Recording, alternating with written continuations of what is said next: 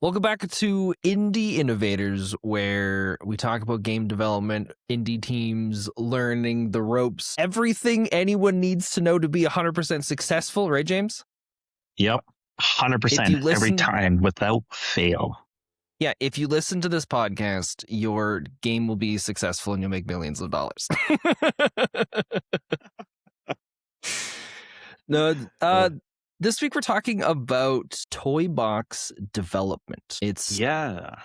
kind of something we've talked a little bit before, but under different names. From the little bit we talked about ToyBox development, this feels like the kind of thing that when you're a new developer or someone trying to get into it or just imagining what it's like working in the games industry, I think this is typically what people see. This idea of just jumping into writing some code, throwing some models in, seeing how things work, and then just making decisions from there and just continuing on, where maybe you've got a little bit of a plan or a strategy, but a lot of it is just, hey, wouldn't it be cool if we did this? And then, just doing a little bit here, a little bit there, and seeing where it takes you. How far off am I? Pretty accurate. Pretty accurate. The last time we were talking about Agile, right, versus Scrum, different project management methodologies. And Scrum, I said, is not great because it relies on a ton of iteration that you're probably, is going to lead you down some dark paths. Toybox development is just kind of like a generic term, but that's really what Scrum is made for, is this type of methodology. So yeah, this is where we are. That's basically, you summed it up. It's all about the feels. It's all about not worrying as much about like designs and systems. It's more about, what do I want to happen? I'm just gonna make that, and then what's this next part? Oh, this is cool. I'm gonna make that, and then you just build up that way to get through your game development. I mean, like, we're working on a video game together as a part of this whole podcast experience. And in preparation for it, I've been tinkering and working on some different stuff and like making a little like 3D action platforming adventure game. And I didn't realize just that how much what I was doing was the toy box development that we're going to be talking about here today. Like, as a beginner, someone who's never worked on a video game more than, basically never really worked a lot on video games before, Toybox development feels like the perfect way to get into it and to start learning how to do it. But I also have a little bit of a biased mindset, isn't the right word on it, because there's a lot of prep work we've done on different episodes to help with, planning and figuring out, how to approach things, how to plan for things, and so that it's made this toy box development very easy and simple to get into, where I'm not getting overwhelmed or trying ridiculous things. So thank you, James. You're welcome. You're welcome. What are ways that you find people begin struggling when they go with toy box development? Where it becomes a struggle is, and you'll see this a lot, like if you as an audience member are fans of or like to watch devlog content from like other developers, right? You'll see a lot of videos, especially on YouTube, of, hey, I made X far into my game and then I realized it was bad and I started a new game and I added this feature and that feature and then I realized that's too much, so I pulled back and recreated a new game. And like, that's a developer that is suffering from toy box development, which is, I got my chest of toys and I'm pulling them out and I'm running around. This is cool. This is cool. And I'm just chasing whatever shiny thing that attracts me in the moment, because that gives me a sense of momentum, right? As a developer. And it gives you progression where you're like, wow, look at, I coded this system. I was super fascinated by it. I figured it out. I got it in the game. I'm going to do that again and again. And so like, the idea is, I'm going to put together a game organically and it's going to be fun because I'm only building fun things. Well, That doesn't really work out. is that because of toy box development, or is that because of like unregulated toy box development, or like like a sandbox development? Well, this is what, leads us. It's a bit of both, right? It's a bit of both of those where like part of it is the nature of developing that way, but the other part of it is it's because it's unstructured, right? You didn't put any limits or direction. We're always talking about goals, thinking long term on the Indie Innovators, and that should be there. You should have an idea of what it is you want to make so that whenever you're doing something ToyBox method, which is just jumping in and throwing stuff together to make it work, like I don't have a design, but I know when I click this button, I want this action to happen in the game, right?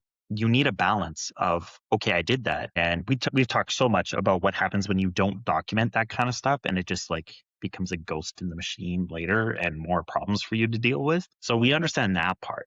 But the part that makes it hard is you don't really understand how it integrates with anything, right? You don't have any context for why did I think this was fun, because I didn't actually have a target in mind. I was just, it's fun to shoot guns in the air, but we're a 3D platformer. Like, why? Right? Like, there's no connection to the base game idea. Um, yeah, so you need that target. You need the target to figure out, is what I'm working on fun, and does it align with the idea, or is it just something fun by itself? Which anything can be fun by itself, but if you mix it with a bunch of other stuff, that doesn't inherently make it fun. And that's what a lot of the developers find. Like when you listen to the devlogs, that's what they find out. They're like, I mashed all this stuff together and it was meh. So I'm going to start over because I don't know how to fix that. So it's easier just to start from scratch. And then they do the same thing. And then they're on their third project and it's the same problem every time because they don't understand that that's the issue. The issue is you're just kind of chasing the fun, but you don't actually know how to tie that to anything. Are you familiar with Shigeru Miyamoto? I don't know if I'm saying that correctly, but you should. Yeah, I had a Right. feeling he was going to be coming Mario. up here. Mario, right? Very much a lot of his design approach is following this kind of methodology, right? Which is we have a linear level, like you said. It's a start to finish, and we want to get across it. So we do that. We put in a couple art assets, maybe it's gray boxing, and we have a character. He barely animates, but we're just going to have him walk across the screen and like move around. And we built that. Is it fun? No. So what would be fun? What about, well, we need something for the player to do. We're going to make it so he can jump. So you make him so he can jump, right? You code that in and then you start testing it. And you're like, that was all right. It wasn't really fun. It's just a mechanic. How do we make it fun? Well, why does he have to jump? So we're going to put in pitfalls. That's great. How do we add more variation? Well, we're going to add like platforms for him to jump on.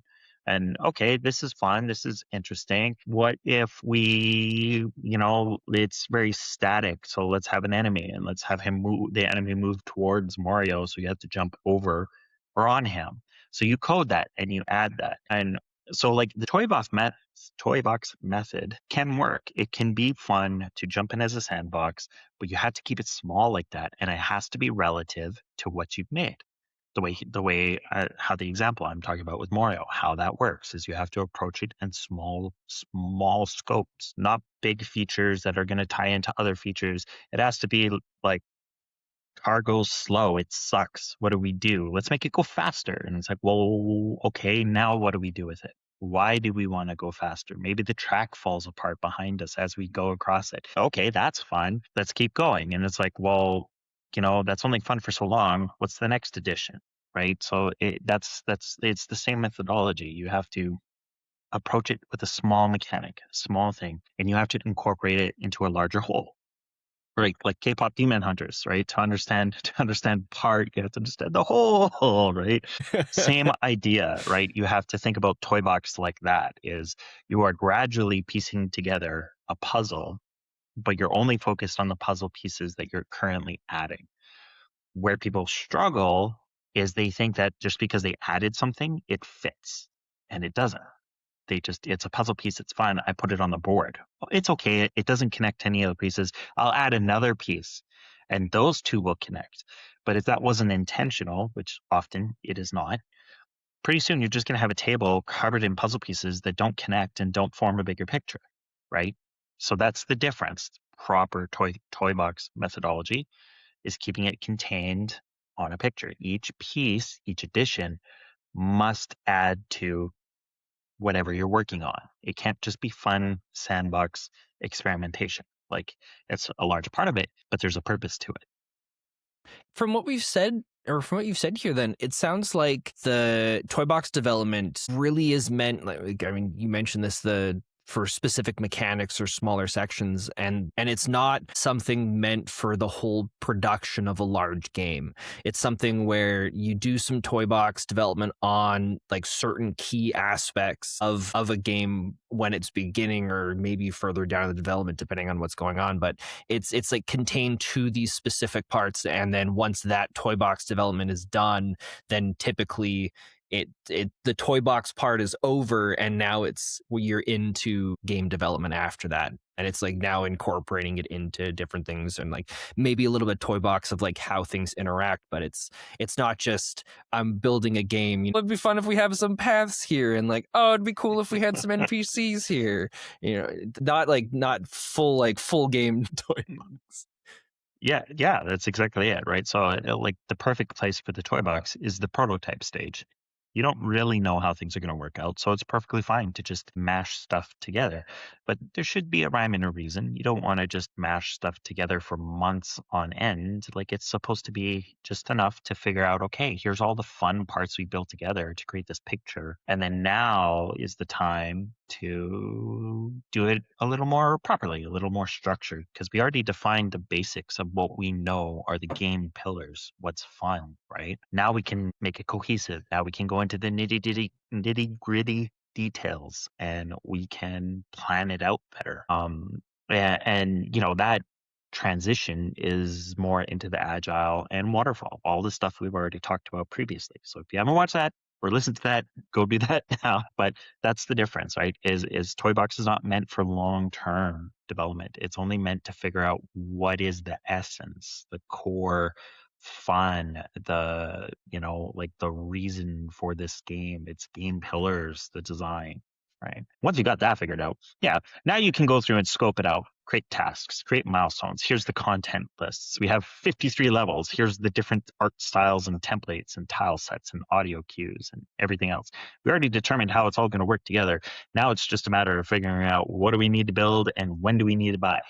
How much is it going to cost? So there's benefits to that. And this is very different from my approach, right? Kind of all the stuff that we talked about. I'm very structured. I think about all the systems and how they work long before I touch them. But I also have more background in it. So that makes sense, right? So I wanted to make sure we talked about this because this is accessible. Like you said, it's easy as a junior to come in and get overwhelmed with the sheer just looking at documentation for the game engine, right? Like I specialize in Unreal, opening up that documentation, trying to make sense of it and being like, I think I understand it. And then the first time you open up an API call sheet or like a blueprint script page and you're like, I don't know what any of this says. Like it's a foreign language. It makes it difficult.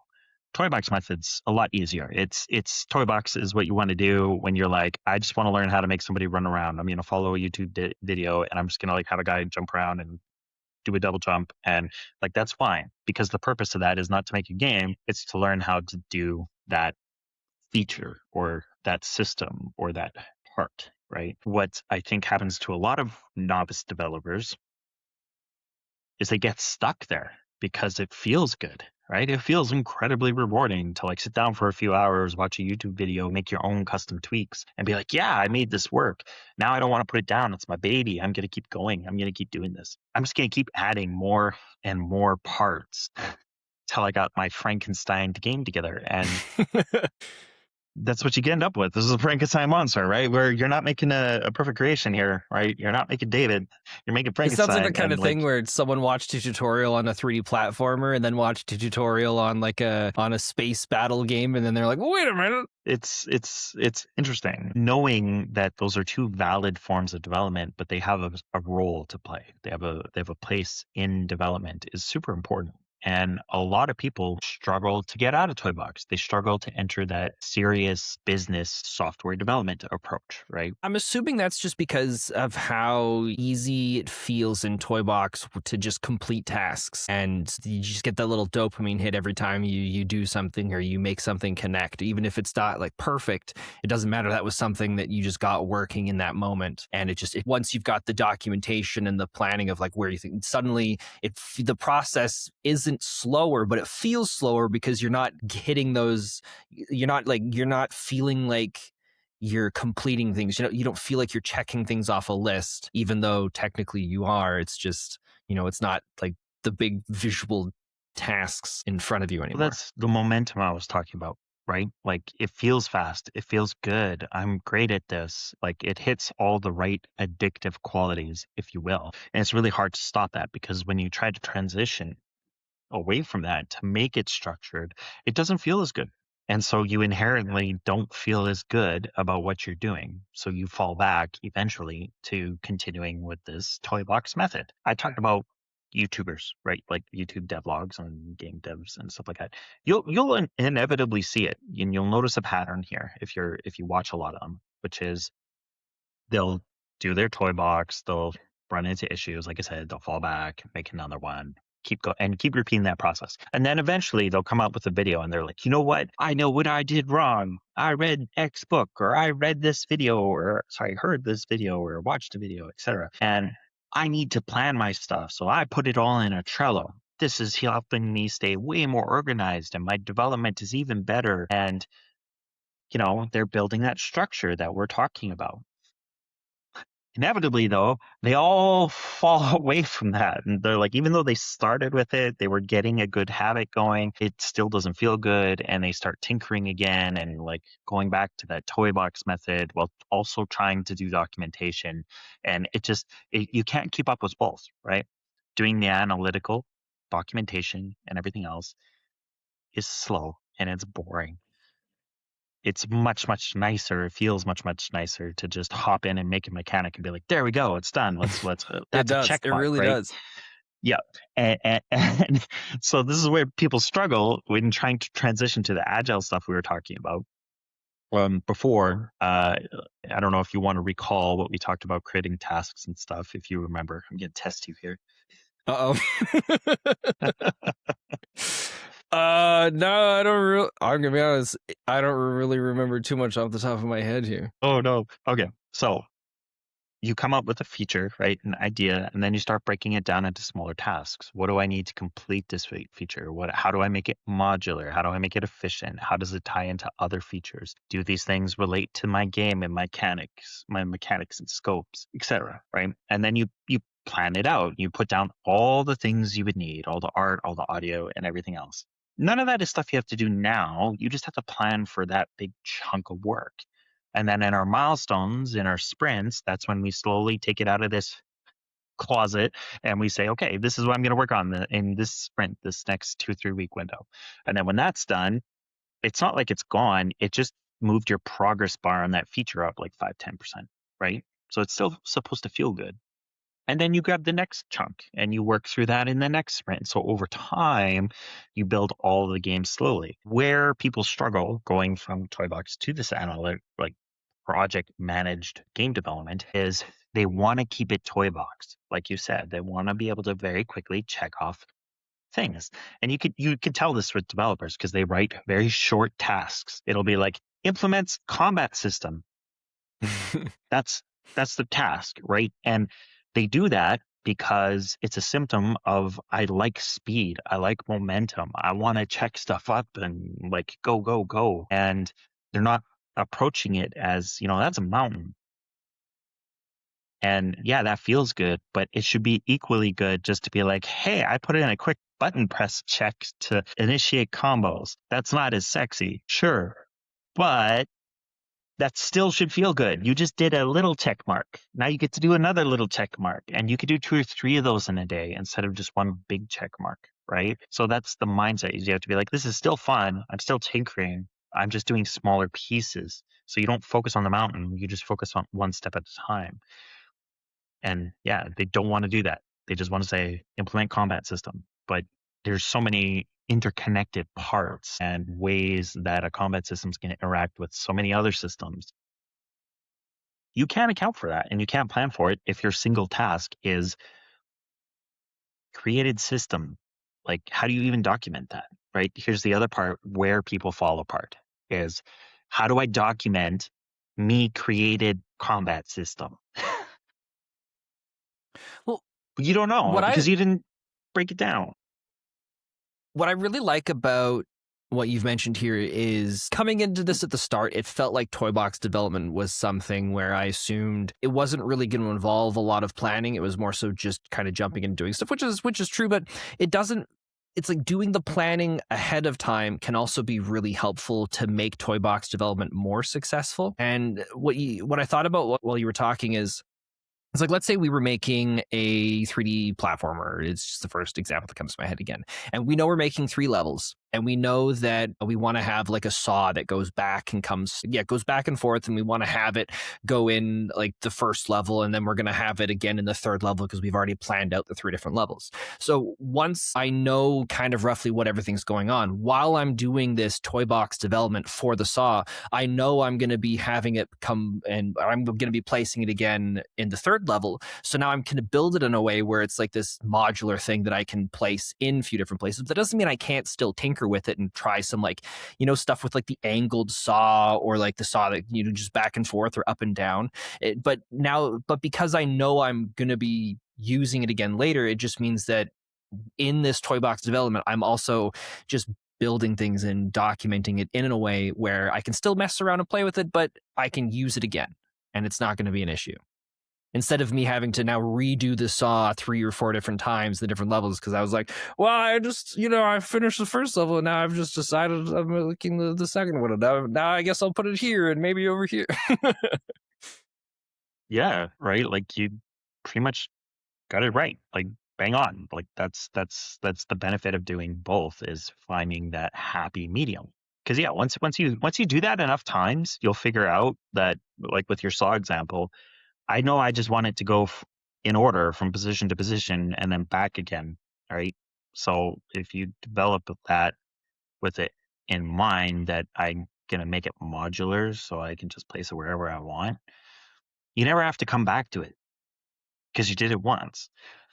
Problem is, a lot of people with toy box, like you said, don't anticipate that, or they think, well, it was easy. I'll do it again later. And that's how you end up with 3 or 4 different versions of the same kind of asset that all do more or less the same thing, but they all have specific kind of code that prevents it from being usable in a different setting. And Yeah. I see that all the time. You open it up and there's soccer ball A, soccer ball B, soccer ball C, and they're all used in the game, but like why?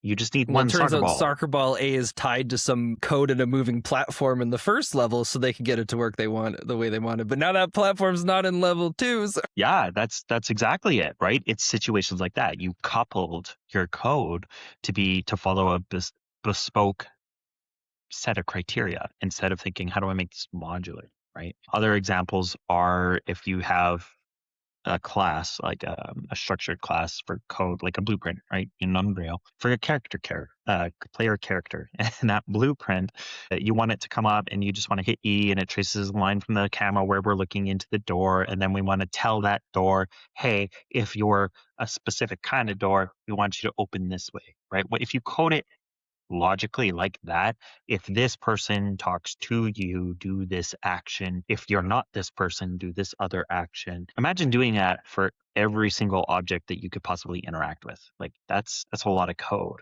No, Pretty thank soon you. your characters, yeah, like it's so complicated, right? But if you coded it so you just sent out a trace and say, hey, object I hit, if you have an interface, if you are listening to an event broadcast or a dispatcher or some kind of event that's just in terms of code is just shouted out into the world. And if it matters to you, you're going to react. And if it doesn't matter to you, you don't care, doesn't do anything, right? Oh, wait, If you that's do so it that true. way, yeah, if you do it that way, you only ever have to code the interaction logic from the player looking, pressing E, it sends out a cast and says, if you care about this interaction, do the thing you said you would do. So you code that object to have its own private function or listener, right? Who says, oh, I heard player interaction. So well, do I care about that? Yes. What's my personal code? My personal code is to play animation, right? So now if I created a child of that or inherited from this class, another kind of door that said, okay, I know from my parent to listen to players. And I know when I hear that call, I know I'm supposed to play animation, but what does that mean? Well, I never defined it in the parent, but I can define it in the child. So your child, this is where you get specific. You tell your child, okay, the doors, you're a sliding door.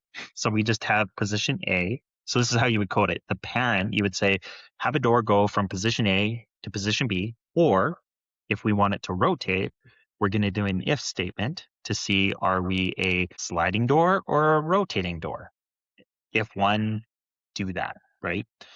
In your children, you look for that and say, oh, I'm a sliding door. I'm going to play the sliding animations, which means I'm pre-coded position A and position B. All I have to do is tell the blueprint or the actor, this is the door positions A.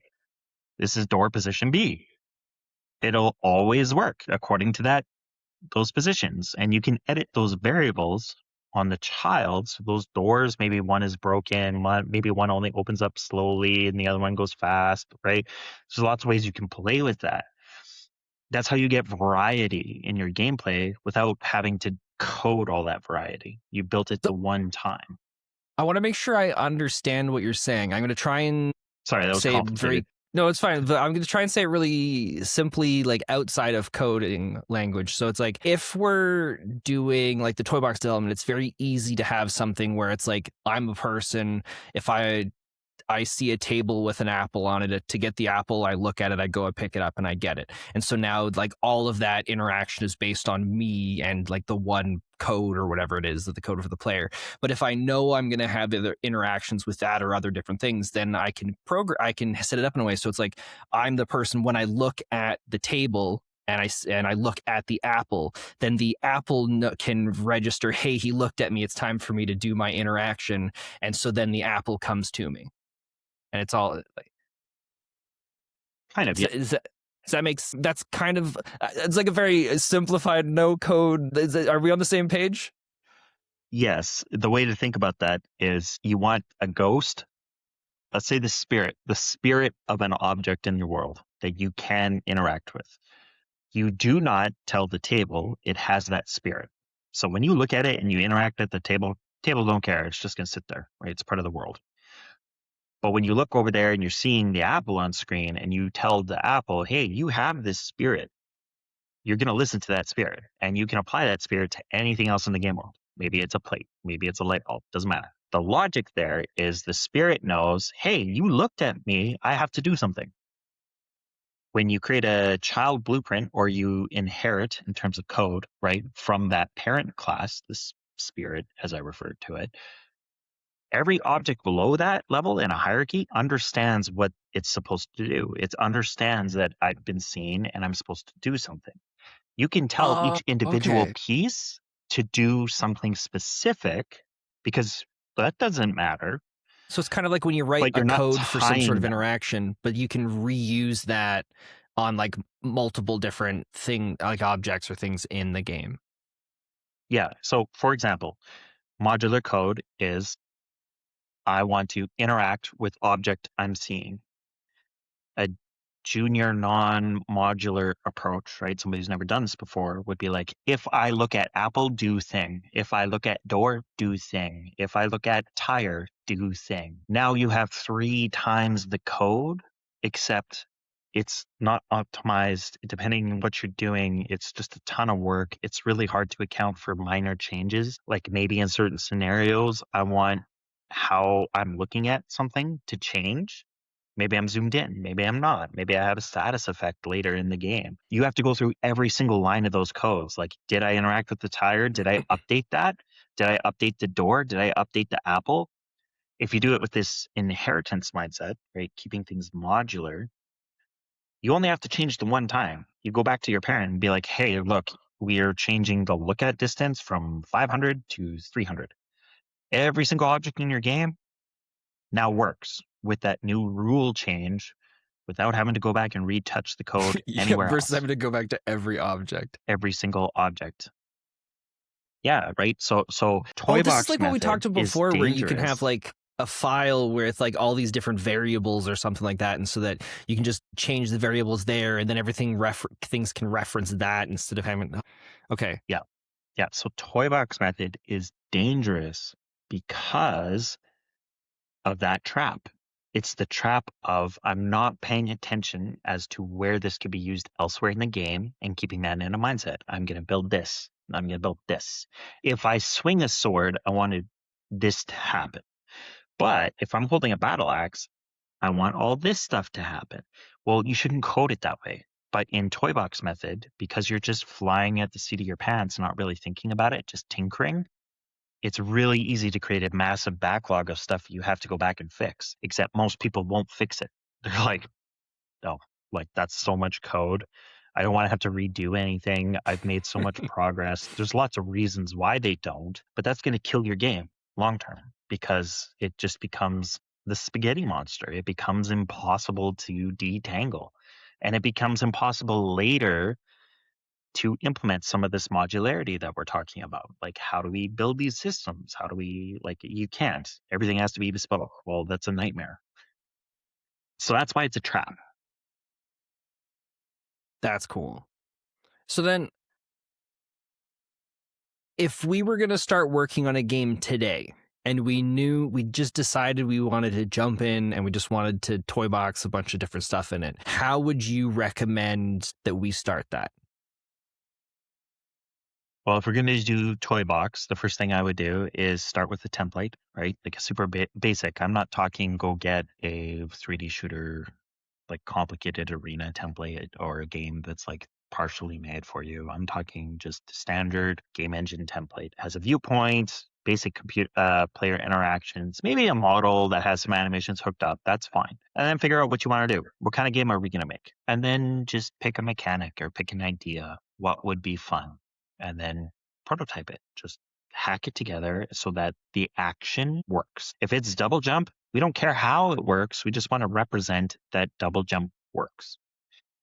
That's how you toy box. And then you leave it at that, right? In a team setting, what works is everybody toy boxes at the same time, Like the regardless of same skill thing set. or different things, or does it matter? Same things. This is the ideal way to do it. Not like all in the same like project file. Like we're all like just like tinkering. Like for example, like with your jump thing, we're all trying out the jump and seeing what we can do different things with it and what we like or don't like with it. Segmented, right? Like you have a character version Spencer, and I have a character version James, and we are both going to toy box double jumping, right? So we're not overlapping each other, but we are creating our own little toy box where we're saying we agree that we are going to do a 3D platformer, and we agree we want a double jump mechanic. So Spencer's going to go do a double jump mechanic, and I'm going to go do a double jump mechanic. And once we got it working, we're going to get together in a meeting and play with them. Why did you do yours your way? Why did I do mine my way? Which one's more, objectively speaking, fun? Like structured fun, right? And then which one's subjectively more fun? And like, how do we align to figure out what this double jump should be in a team setting? Also, this is a great time to show, what do you think double jump is for? Like, how do you envision it being used? Is it jumping puzzles? Maybe I envisioned it as just getting across bigger gaps. Neither one of those is wrong, but it allows us to communicate ideas without having to sit here and trying to communicate ideas, right? We could just prototype it. And there's no right or wrong. The qualifier for the toy box is that it worked. Like the thing you intended got there or got almost all the way there. And so in a team setting, not too big, obviously, because then you have to be managed game development, but in like up to a team of, I want to say 5, maybe 4 at the most. This is perfectly acceptable. You all agree, hey, we're going to make this kind of game, 3D platformer, shooter with jumping mechanics. We want a lot of verticality in this game. So like Borderlands, just concept. Vertical Borderlands, not like big open world. Like we want like a tower, an infinite tower that we can like jump puzzle and like rocket jump and stuff. Maybe that's the high pitch, right? So it sounds like you still point. want to have a rough like planning then, and not just jump straight into, hey, let's just try jumping and building our big game from it. Well, again, I am heavily biased, so I just tend to lean that way. But you don't have to, right? I'm trying to get both sides of the coin here. There's a way to approach it with structure, and there's a way to approach it without structure. And without structure is you just decide on a mechanic or a feature or something where it would be cool if. right? Like you said, it'd be cool if we could turn on a fireplace. So you find a generic free model on the market, one of the marketplaces out there, you plop it in the game, and then you try and figure out, okay, how do we turn this on? Maybe somebody from the team figures, well, it should be trigger based. So if I walk into an invisible volume, the fire just turns on, right? And then maybe somebody else is like, well, I want to look at the fire and then press E.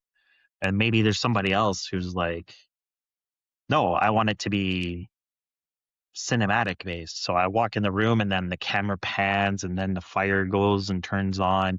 Like those are all the same starting point, which is we want to turn a fireplace on. But everybody had their own approach, right? Every single one of those approaches could work in multiple genres of games because you're not in, like, I want to say authentic toy box. You haven't decided a genre. You haven't decided a long-term thing. You're just trying to figure out what do you like to have fun with? What's fun with a mechanic? What's fun with an idea? But you keep it small, very small. And then the next thing you do is you say, okay, as a team, our favorite one is where you walk into the room and it just like the trigger version, it just like turns on its own. Why? Because it's spooky and that's kind of fun. It scared one of us, and like let's stick with that idea. Okay, what do we do next? It's like, well, it needs a sound, it needs a particle effect. So you make one and you add it, and then everybody does the same thing. Is like, let's add an effect to this thing because we've set up one rule, which is we entered a volume, the fireplace turns on. Now, what kind of effects are we going to do? Maybe somebody makes a big screechy sound. Maybe somebody else makes a green fire. Maybe somebody else has fire like blow out really cool in front of it. And then maybe somebody else is just like, it turns on like a normal fireplace, right? So you're allowing that creativity with everybody on the team, but it's always constrained to whatever rule you set. Now, I you really should be like that. documenting. Yeah, you Like should be I like that like, that rule. Like it's constrained to the thing. yeah, and that's the great way to approach this, where everybody can feel like they're contributing to the ideas, because you have no idea how things are going to mesh until you see it working together, right? One at a time. It takes a lot longer to figure out your process, to figure out what you're going to build as a team, but it feels much more genuine. I want to say, like in terms of like a working partnership or within a team, everybody gets to bring that kind of perspective. And then after you do this enough times, where eventually you're like, okay, well, where is the fireplace? Well, it's in a cabin. Oh, it's in a house. It's just out in the woods. Why? Because I was inspired by the spooky theme. Like it doesn't matter, right? Because the challenge, the creative question is now, where is the fireplace? Not how does this fire? What does the fireplace do? Right? Because we already answered that. Can It we use a turns on. different example than the fireplace as well? Yeah. Well, what would you like to hear an example on? Um, let's go with. Can we do? Can we do like a something like a basketball hoop and like shooting a basketball into a basketball hoop? Can we do something like that? Yeah, it's the same idea, right? So first of all, it's how do we launch a ball, right? That's the first part you got to figure out. Second part is how do we recognize the ball went in the hoop? So those are two feature mechanics you got to figure out. But once you figure out that and it works and it feels good, that's pretty structured already in terms of like a mechanic, right? What you want to create. But everybody's going to have their own perspective. Maybe somebody else is like, I want to launch it like a rocket launcher. And then we try and hit it. And then you have somebody else who's like, well, I want to be able to jump and shoot the ball. And then, because you didn't say that's not allowed.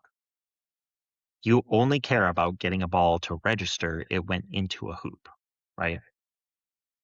So that's where everybody So can still have the creativity. And I figured out what it is that I don't like about it, and I think in general, the more we talk about it, I'm just not a fan of toy box true pure toy box development, because it's just, for me, it's too open.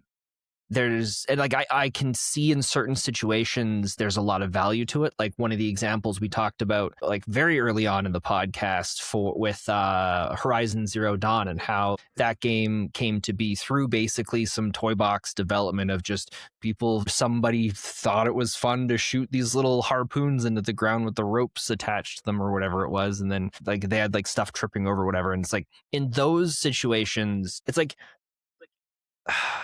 I really like toy box development for what's a single mechanic and let's just try it out and see what we can do with it. But it's just like I can't fathom doing a game this way. Like even with the basketball example, with just when you were talking about the different examples of like the ball being shot, it's like no, we have to decide how it's supposed to be shot before we just start up people being messing with it. But at the same time, we may without toy box development, maybe we never would have had Rocket League. Because who the heck, I'm sure people have thought it's fun to play soccer driving RC cars, but then some random guy was just messing around with stuff maybe and was just like, let's give them rockets and jumps and see what happens. You know, so, I mean, maybe it was all planned, but sorry, I'm spiraling. It's terrified of this toy box development. It's amazing. It's amazing, right? Because this hits the point home. This is why it can be so dangerous, right? But the essence of the toy box method is not constant exploration. It's I saw something shiny. I'm gonna walk. I'm going there. I'm going to where it's shiny. Okay, I'm here. What's the next shiny piece? Right? You're creating a trail to get to where you want to go. Right? You don't really know where that is yet, but that's okay. You're just chasing shiny piece after shiny piece. But like I said, in the example of like Mario and Miyamoto, it's very structured. It's walking, jumping. How do we make jumping fun? How do we make it sparkle? Well, pitfalls and then platforms. And also this is fine, but it doesn't seem very fun, very challenging. Let's add an enemy type. Now we got an enemy type. Oh, we died. Now what? Let's do a restart mechanic. How do we want to restart? Well, let's start at the beginning of the level. That really sucks after like the 10th death. How do we make it so it doesn't suck so bad? Maybe the guy just shrinks. He shrinks and now he's a smaller version, but it's like a safety net so that you're not punished too hard. And like I'm literally describing how it came about. And then it's like, well, it's pretty easy to jump on people. What if there was something that prevented you from jumping up higher, and then we had an enemy cross underneath it? Now we got bricks. Well, we have these things in the world. What do we do with them? Well, we need something to collect. Or I don't exactly know how the coins and the bricks came about, but you see where I'm going, right? Like we got to a point, we looked at what we had, and now we're going to figure out how do we make part of this fun. We're going to come up with an idea, and we're going to toy box it and make that part of it so it's fun, like together. Now we're going to find the next piece and we're going to make that fun. And then we're going to find the next piece. We're going to make that fun. But it's all still contained. So when you say find the next piece, it doesn't mean it's just like we've done the toy box development with this one thing and now we're looking for the next thing to toy box development. It sounds like it's something where while developing the game, eventually something will pop up where it's like, hey, I think there's a few different things we could try doing with this. And so they try those different things. They're not just like actively like, we have to find something that's the next toy box thing that we tinker with. Yeah. And so like the other part I haven't touched there is that sometimes your exploration doesn't work. Sometimes you think it would be fun to make this fun. And then when you review it, and this is where a lot of beginners who are doing this toy box method struggle, is they made something that's fun by itself, right? We talked about this earlier at the beginning. It's fun by itself, but when you compare it to the whole picture that you're starting to make, it doesn't fit in really well. And so there's an internal struggle there of like, I had fun making this. I know it's fun by itself, but if it doesn't add anything to the rest of the game, common game design methodology that we've always talked about is you cut it. Right? It's not a part of your core pillars. It's not a part of the core game identity. It's going to make your game worse. And so unless you are very aware and confident or whatever else experience to cut off that feature you just had fun tinkering with, your project's never going to come together in a toy box method because you always have to do that self-review. Not later after we do 4 or 5, every single time. Every single time you think, it'd be fun if we changed it this way. It'd be fun if the turtles exploded. Nope, wasn't as fun as we thought it would be. Let's roll it back. It was kind of fun that we could jump on the turtles, but exploding was bad. So we're not going to do that. But we want to keep the turtle being jumped on as a core thing. How do we make that fun? What can we do with that? It's basically a Goomba. It's not the same thing. How do we make it different? Well, what if he shoots out the side? Now we got the shell and the little turtle guy walking around. Now the little turtle guy is basically a Goomba, but we got a shell. What can we do with the shell? Well, it's basically a ball. What happens if we touch it and it just fires off in a different direction, right? Like you could see how even though you could approach something with ToyBox and you decide it doesn't work, it doesn't mean it's a waste of time. You could still take part of it that was fun, that felt good from the context of what you're making and tweak it a bit, right? Change it in a different direction and then try and incorporate something else with that same kind of idea, jumping on the turtle, right? And it's that process, it's that iterative self basically testing and checking and verifying. Was this fun? No. What was fun about it? Maybe nothing. Maybe it's really fun, but nobody wants to web sling but also drive cars. Or maybe that's we can't figure out how to make that fun. You don't know, right? But that's what ToyBox is. It's super iterative, and it's like every time we make one change, we do this test, right? And so yeah, beginners struggle because they don't want to let go of what they did, right? They don't want to let go of progress. They get addicted to the fast momentum in the progress, and they think that following the fun, which is a common advice, is going to build them a great game. It doesn't. That doesn't mean anything. Following fun is very, very misleading. That's like, it doesn't mean anything, right? Anything could be fun, but is it fun as a whole? Is it fun as a game? Is it fun as a concept? You always have to come back to that. So yeah, anyways, wanted to make sure we covered ToyBox because it is a valid form of development. It's probably the easiest form of development to get into, but it's also the hardest one to like correct, right? Developers fall into this trap with ToyBox development for years, sometimes decades, and a decade. They never get out of it because they can't figure out how do I get out of it. And you have to incorporate the agile and waterfall part of it. Is every time you made something fun and you agreed, okay, this is the fun part of that, whether that's as a solo developer or a team, doesn't really matter.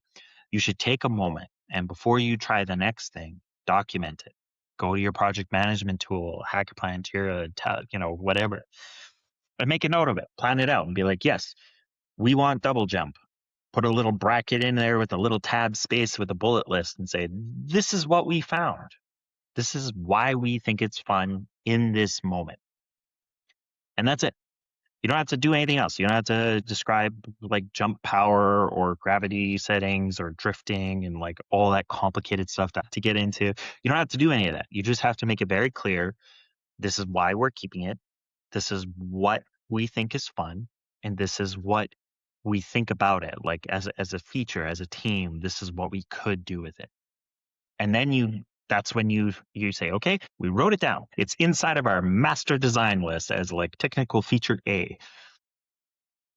Now let's go back to ToyBox. What's the next fun thing? What's the next thing we want to try based off of what we already have? And then you tinker with it until you find it. And you're like, you know what? This adds positively to the whole experience. Now we're going to document it again. And so you go back to your document and technical feature B. This is what it is. We want to have a slow fall, but you can control yourself in the air. There you go. Why is it fun? Well, we plan to have obstacles that you can jump over, but you have to like navigate and fall down. That's it. That's fine. And you just keep going. So the idea is by the time you've built up enough of these really small incremental changes, you have a roadmap of what they all are, why they are all fun, and what you think you can do with them, right? Or what you don't want to do with them. Personal preference there. But by the time you're done, you're like, okay, I think we've explored enough. We're really happy with this idea now. We got a whole list of stuff where this is kind of fun. It's starting to show something interesting. This is a perfect time to do like two things. One, bring somebody outside of the team, which you can always do and should always do, but bring somebody else externally in and test your prototype. They don't need to know that it's janky. They don't need to know it's poorly optimized. They don't need to know how any of it works. You just want to give it to them and be like, this is what you do. What do you think? See what they like. And if you have done a good job of keeping it all contained, right? And like cutting off those branches that seem fun but aren't really, you'll have a good time, right? Like the tester will have a good time. They'll be like, yeah, this is fun, or this was interesting, or they'll ask you questions about it. And this is like a big indicator whether or not your game's fun. If you give it to a tester and they're like, it was all right. Yeah, it was good. It was interesting. That's not a good test. You want them to be inquisitive. You want them to be like, I really like that feature. Are you going to do this? Oh, is this going to happen here? I really liked if this could happen. Hey, I saw at this one point there's this thing up there, but there's no way to get it right now. How are you going to do, like, you know what I mean? Like, you want to Mhm. capture that attention. That's a sign of a great design, a great fun thing in a prototype form. Once you got that test, now it's time to do proper agile, proper project management. Take your prototype that you have now, plan it out, scope it out, do all of your rules, account for as much as you can with what you already discovered, and plan it out. You have two things now that are going to be super beneficial in a pitch that most people just don't have. You have a demo of what you intend to make in terms of an experience, and you have your project management laid out. You know exactly how long it's going to take, with estimates, but here's all the features. Here's all the art assets. Here's all the audio assets. Here's where we're going to increment what. And that should not be as daunting a task to make at this time because you've been doing small bits of documentation as you've been doing ToyBox. It's just a matter of defining that in terms of game development, right? Now you can go to the publisher and be like, here's the experience, the essence of the experience. Here's our project management. Like, here's our goals. Here's our budget requirements. Here's our team requirements. This is what we need to make this experience into a real game. Having both of those is more than what most people have when they go to pitch. So hearing you talk about that, if I was a brand new developer, for working on my first game, one of the things I struggled with when we were first talking about planning stuff out was figuring out hours and time that it takes to do stuff. And this feels like a really nice, easy way to start learning that, because while I'm doing the toy box development, if I'm, keeping record of all that stuff, I can also be marking down, like, how long did it take me to do this thing, how long did it take me to do that, and then that can be a good translation into estimating how much time it would take for other tasks as well. Yeah, and it's really just about creating the footprint, right? If you know you have 50 assets that the player can pick up and they all are supposed to have a model, play a sound, and maybe they have a special effect that tells you right away that you have 50 of each of those assets. How long does it take for a model to be made? Well, modeling and texturing, I know that a small prop is probably a couple hours. I know a big prop is probably half a day, maybe a full day, depending, right? So then you can look through your list and say, how many of these are small props? How many of them are big props? And it's perfectly fine to estimate like that. All small props, we're going to assume 2 hours. All big props, we're going to assume 8 hours. And then you can just add that up. 2 hours by, let's say, 25 props, that's 50 hours. 8 hours by 25 props, right? And you add it all together, and like, this is our art, our art asset pipeline, and how much time that's going to take. How much is it going to cost an artist to do that? Well, an artist is, I don't know, $40 an hour, right? Just random number. $40 an hour times our 400 hours. There's our budget. There's our artist budget for all the props in the game, right? That the player interacts with is what I'm saying. Like we Mhm. broken it down. Now we know the cost to get all of that done. And you could do the same thing with audio. How much does it take for a little chip tune beep? Maybe it's 20 minutes. Maybe it's an hour. Maybe it's 2 hours, etc. Right? And so you can just apply that as a blanket statement for all of your audio asset needs. And so this gives you your proper timeline and proper budget in an estimate. Because again, nobody should be listening to your pitch and saying, here's the accept, like you said, you need this much time. I'm going to hold you accountable. Like there's a little bit of that, but there's also a lot of understanding in the games industry that you don't know until you go to make it. Like it's just, it's going to happen. There's going to be things you don't account for. Right.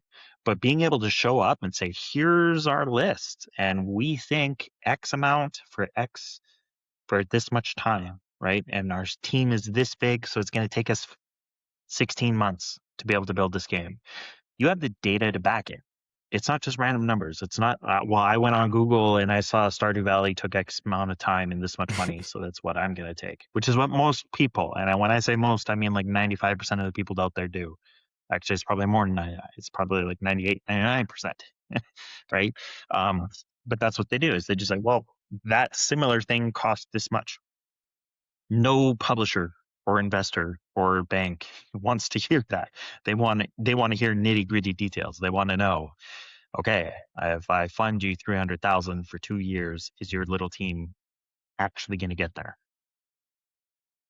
Well, you have all the data to support. Yes, we can, like, with quite a degree of certainty, say we will get there.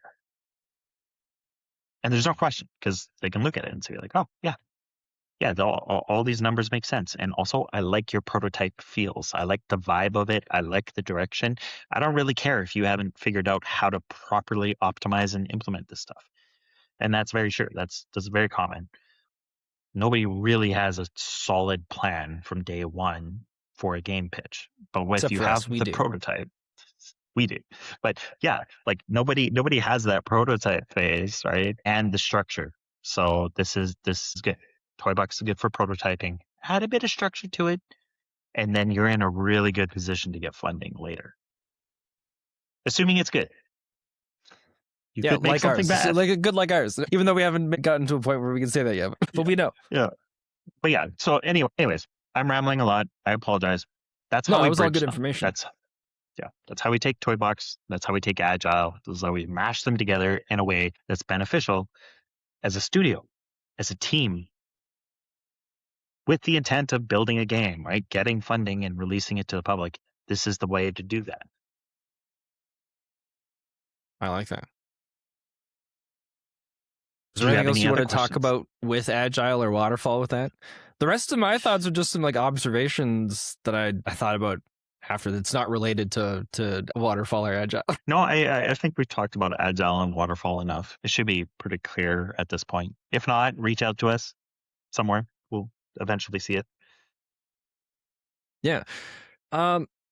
It's funny that you brought up Mario because unless we talked about it the last time we were talking about this stuff, I can't remember. Maybe I read this somewhere, but I was doing research for the ToyBox development, and I'm pretty sure I read this about Mario, where like a lot of the early stages of Mario's development was all ToyBox and just figuring stuff out as they went.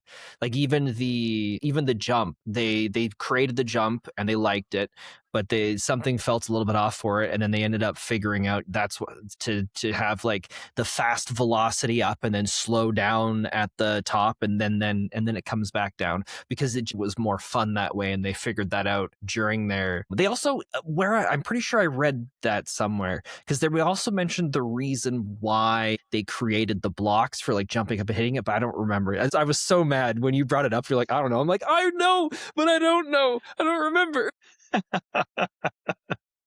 Yeah, and like if you're interested, anybody listening, like look it up. Look it up more, how it came about. Why did things happen the way they did? He's given plenty of interviews where you can find this kind of information, and yeah, it's really interesting to try and follow that methodology. And it makes sense when you're first time doing it. You don't have any answers, you don't have any experience to rely on, you're just trying to figure it out. Sure. What makes it really difficult compared to Mario days is back then games were simple. They were like 1, 2 buttons and you moved around. Maybe sometimes you just had like a dial and like you couldn't even go in 4 axes. Now you're really dating yourself like there, they were James. simple. But games were simple, right? Even in arcades, games were simple. There weren't lots of complicated rules. There weren't complicated expectations. And that's the key. Because back then, having a character that could jump across the hole was like, because like so many games did it poorly, right? They didn't know what they were doing. There was no way to gauge. Nowadays, though, when you're a new developer or even a seasoned developer and you're trying to make a game, not only are you trying to figure out how do I make this thing exist in the first place, let alone trying to make it fun or figure out how do I plan for it, you're also bombarded by the community aspect of this is what we think about this genre of games, and therefore all genre of games should have the same level of features or offering. And that's really hard, right? Like nobody talks about that. That's really hard as a junior developer to go through where you're trying to get testing, you're trying to see if something's fun. You put your little, your bad demo up on itch.io or, God forbid, game dev Reddit forums looking for feedback because you're going to get ripped apart. Why? Because you're getting everybody under the sun who has those expectations and they're expecting you as somebody claiming to be a game developer to just understand that, to understand. Like there's no acceptance They for understand it, so junior. obviously you should too. Exactly. I looked up a YouTube video that talked all about Overwatch. How come your game doesn't do all the things that Overwatch did, but better with none of the bad? And that's a very real thing, right? Like you run into it all the time when you face consumers, right? Like gamers. And so it's really hard. But the goal is not to pump it out to everybody. The goal is pump it out small batches, your buddies, some other people you don't know, your buddies' buddies, your buddy's mom. Doesn't care. She's not going to tell you to go kill yourself. But she's probably going to be like, I didn't really get it, but this was kind of neat, right? Like those are the things you're looking for, right? In those early stages. And then you build up from there. And over time, yes, you can get all the mechanics using a platformer game. All the expectations for a 3D platformer, like I think the big ones that come to mind are like Donkey Kong 64, Spyro, maybe Crash Bandicoot in some way or form. But like all of those era of games, Mario 64, yes, we can look at them and make certain assumptions about what's going to be fun in a game. They all have a certain kind of feel when it comes to exploring the world. We can use those as a baseline. Earlier, when I was talking about a template, right?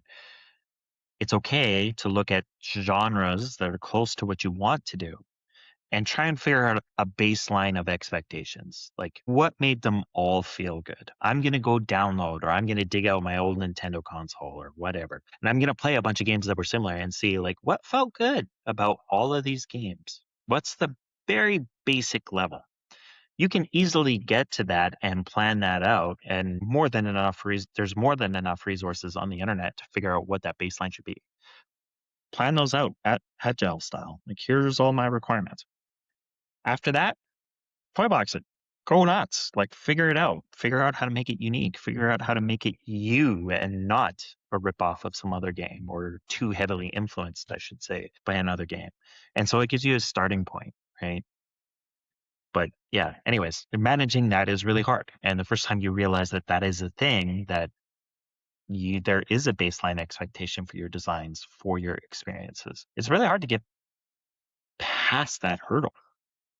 Well, I feel like what would make it also challenging is kind of the same on similar lines of that is even just doing this toy box development with other people. I think other people would also have some of these they could have some of these same biases when you go into the toy box stuff. And I don't think I would be able, like, toy box development feels like the most common way that teams fall apart. And this is just me making just a general guess on it, but just because I couldn't imagine doing even some of the more simple toy box development parts with a team that I'm not familiar with or trust. And when I say trust, I mean like trust that we all have a similar vision already of what the game is supposed to be. Because if we don't have that, then toy box is going to be a disaster. If I want to make a game where it's just like a hack and slash game and we're testing out the sword stuff, it doesn't matter if we toy box it if I'm testing it for the hack and slash and someone else is trying to do something similar to a Souls-like. And they're like tinkering around with that kind of stuff for the toy box development. Because if we don't have the same vision, then we're just wasting each other's time. And then if we both start doing stuff and we're like, oh, I really like this, and the other person's like, oh, I really like this, then it's not us comparing mechanics and seeing what works better. It's us trying to convince the other person, no, this is the genre that we should be doing. Yeah, that happens a lot, right? A lot of teams fall apart for very similar reasons. Like if I had to rank ease and accessibility, right, to like game development, I would put Agile easier than ToyBox because Is that like a team it's based really or simple. solo based, or just in general? Just in general, right? It's much easier to make a list, like a grocery list. Sure, we could all just show up at the grocery store and just grab whatever we think we need. But how many times you go home and you're like, "Ah, I forgot, All the time. right? I still All the don't have time. cheese. Yeah.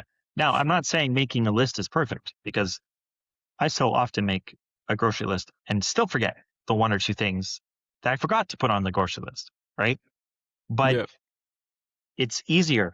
It's easier to take myself out of having to remember and constantly think about, like basically take up like mental capacity of constantly reviewing what's in my cupboard, what's in my fridge, what's in the pantry, what's right. I don't have to think about it. I just have to think about like the two or three things that aren't on my list. And it's a lot easier to be like, why am I buying soy sauce? Oh, that's right. I wanted to make that dish. And oh, you know what? I see I am missing green onions.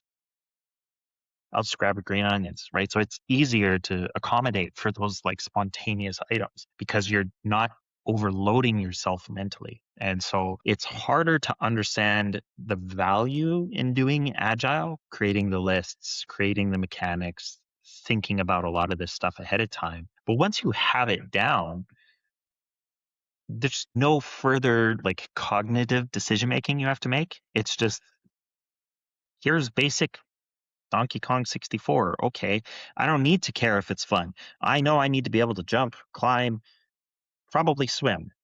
That can easily, as somebody who's never made games before, that can easily occupy 2-3 months of your time just getting to those basic mechanics, which are like a standard expectation for the genre. So that's why Agile is easier, right? It's easier to get out a basic plan. And then from there, now you can toy box a little bit because you got some structure. Now you can figure out, okay, well, maybe the double jump, maybe there's explosive, maybe there's some other mechanic I want to explore. And then I can tie that into what I've already made. It's just being mindful of, is it fun? Does it contribute? Or is it just fun on its own? That's hard. And that's why I Yeah. think Toy Box belongs a little bit higher in terms of complexity. I think what's really good, really hard is to incorporate the team environment because somebody always should be in that structured agile side. Always. Like once you hit 5 people, there should always be a project manager of some kind. Somebody should be doing that. And so now it's a matter of juggling Toy Box with the person who's trying to not do Toy Box. That's hard. And that always creates conflicts because you have people who are like, I just want to tinker. And the other person being like, well, no, there's no room to tinker. Like you tinkering creates like a week's worth of work for me and I can't do anything I want to do. Right. So there's always friction. But like expert level is figuring out, we toy box for a bit. Now we're going to agile. We're going to plan. We're going to figure it out. We're going to project manage. Now we're going to toy box and then we're going to come back and like alternating between the two. It's really hard, but that's the goal. I wonder if it feels so natural to just want to do the toy box development just because there's so many aspects of everyday life that arguably is just toy box development. You know, like if I'm going to the store, it's like on a whim, I can be like, I'm going to go this direction, or I'm going to go that one, or oh yeah, I'm going to stop at this store, or you know, cooking food. It's like, sure, we can plan stuff out, but you can also just open the pantry and just pull out a few things and do it. And that's like, these are all things that it's just that toy box stuff that it kind of feels natural and ingrained. But those are also a lot of things where it's just like simple, you know, Low it's just like, stakes. yeah, it's closed things. So but you don't really realize it. Like arguably, a it's lot of hard. people raise kids in toy box development. Yeah. What are you doing? Right. I don't know. I just wake up and if it cries, I give it food or something. Yeah. And where's I going to go with that? I had a follow up. Anywho, yeah, it very much mimics that, right? Where it's just going with the flow. But oh, that's where it is. Indie innovators, right? This is all about not doing game dev for the sake of learning about game dev, right? Like this is what we are trying to do is share methodologies, approaches, other people's experiences so that you're doing this with intention, right? And this is always the difference. There's plenty of developers out there who are happy to toy box and they're in their world. Maybe they're making money, maybe they're not, maybe they have a big following, who knows? But that's where it ends for them, right?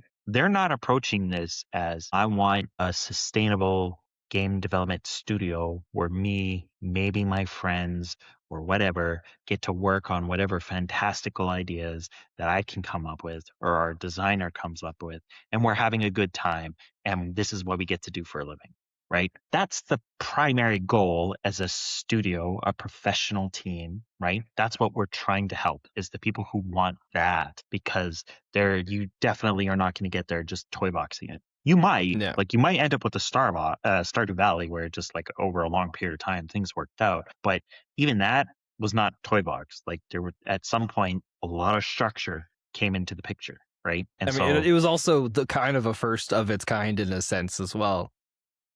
yeah, right. And now There was you just can a never lot of stuff. do a It could not that could never be replicated again in like that Yep. exact formula. Yeah, and also it's left a mark, right? It's left a baseline expectation. It took that starting line and it just raised the bar for everybody else who wants to do something similar. You want to do a cozy farm game? What do you get compared to? Stardew Valley. Every time. Like you cannot Yep. It used to not be have the Harvest basic Moon. features. It used to be Harvest Moon. Now it's Stardew Valley, right? Like that's boop. That's where the lump of the bar is now. And so it becomes even harder for people to make a, let's say, cozy farm style game because the audience demands more, right? So it's harder to learn all these skill sets. Anyways, Indie Innovators, that's why we're here, is we're trying to fill that gap. We're trying to give a Yeah. reasonable way to think about this kind of stuff, how to get Indie there. Innovators is about building something sustainable. If you learn something along the way, that's also cool too. But the important thing is you're building something sustainable. That's the Yeah, goal. yeah, yeah. And that's really hard, especially in our industry, right?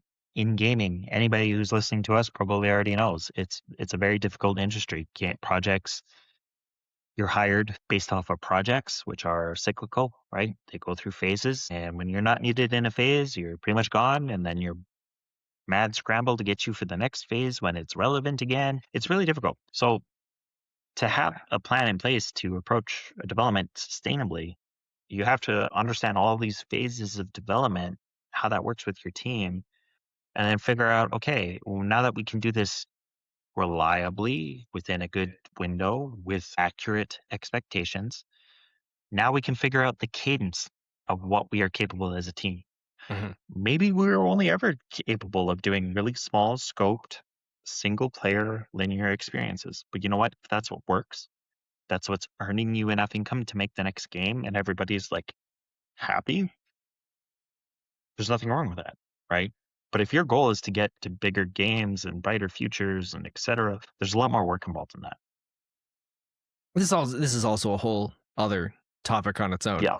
Yeah, we're getting But on. like, Yeah, yeah, yeah. what's nice though is sustainable doesn't mean it doesn't have to mean a successful game, and that's what funds everything that you do. Sustainable could also be having a full-time job, a family, and then having a game that you work on the side. Like sustainable can also Yep. mean that as well. It doesn't have to be, I have a studio, I pay 3 people and we do this full time for a living.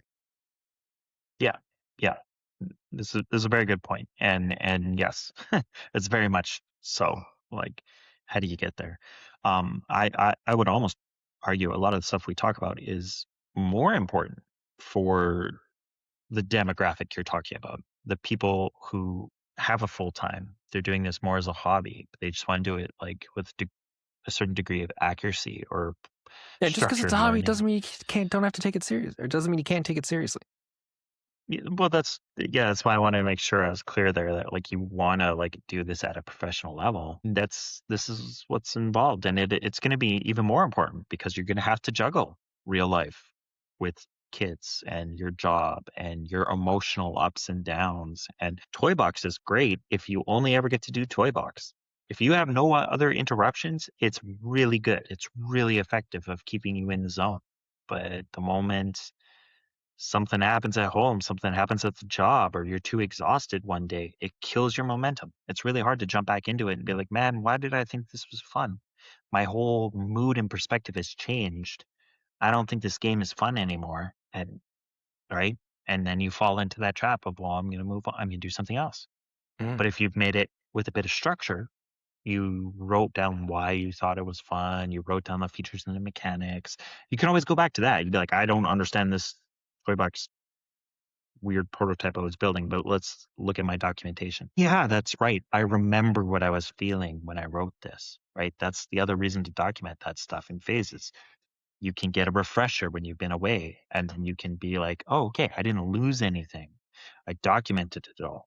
But if you don't do those documentation, you don't have that. All you have is just this weird project with asset one, asset two, asset three, asset final one. And then you're like, I don't know what any of this is. I don't know why I made it. I don't know what the differences are.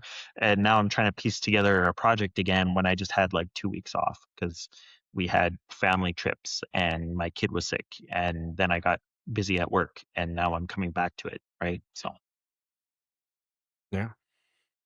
Well, is there anything else you'd like to say about the toy box development?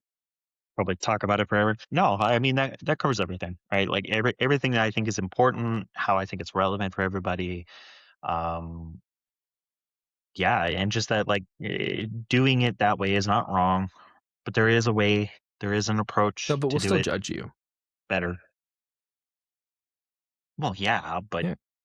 Going forward, anybody that I hear that just does game development as full toy box, unless they're someone who's working on the next Mario game, I'm just going to assume that, yeah, this is just a new developer doesn't know what he's doing.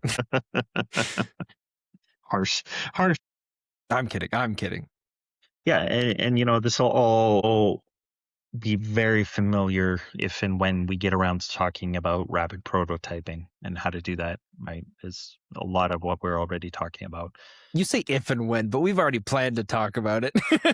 Shh, don't tell them the secret. Oh, yeah, that's right. That's right.